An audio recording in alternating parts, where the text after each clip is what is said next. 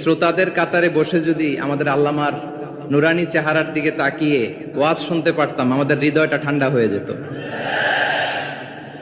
আমাদের তৃষ্ণার্ত হৃদয় শান্ত হতো। সব আজকে আছে, কি যেন নাই, ঠিক কিনা বলেন? আল্লাহ তাআলা প্রতি 100 বছরে একজন মুজাদ্দিদ পাঠান, প্রতি 100 বছরে একজন মুজাদ্দিদ, যিনি সমাজকে সংস্কার করেন। আল্লামা দেলোয়ার হোসেন সাঈদী রাহিমাহুল্লাহ ছিলেন তেমন একজন মুজাদ্দিদ। চিৎকার করে বলেন ঠিক কিনা? উনি শিরক বিদআতের আস্তানাকে তছনছ করে দিয়েছেন, তাওহীদের বাণীকে সমুন্নত করেছেন, গণমানুষের কাছে তাফসিরুল কোরআনকে জনপ্রিয় করেছেন। আজীবন আজীবন তিনি ইসলামকে বিজয়ী শক্তি হিসেবে দেখার স্বপ্ন দেখতেন। এত প্রাঞ্জল ভাষা, এত চমৎকার আধুনিক প্রেজেন্টেশন, গণমানুষের কাছে কোরআনের তাফসিরকে এভাবে জনপ্রিয় করে তোলার মতো ব্যক্তিত্ব আল্লামা সাঈদী ছাড়া দ্বিতীয় কেউ এই বাংলার ভূখণ্ডে নাই।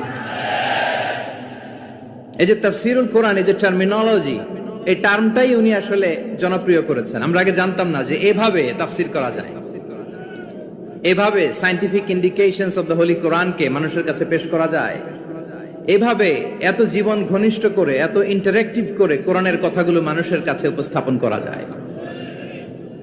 উনি অন্যায়ের বিরুদ্ধে সবসময় সোচ্চার ছিলেন, প্রতিবাদী কণ্ঠস্বর ছিলেন। ওনার আলোচনা শুনলে দেহের রক্ত টকবক করে ফুটতে থাকতো। আল্লাহু আকবার, আল্লাহু আকবার, আল্লাহু আকবার। He was a strong mouthpiece of Islamic revivalism. Islamic জাগরণের স্ট্রং মাউথপিস ছিলেন আল্লামা সাঈদী রাহিমাহুল্লাহ।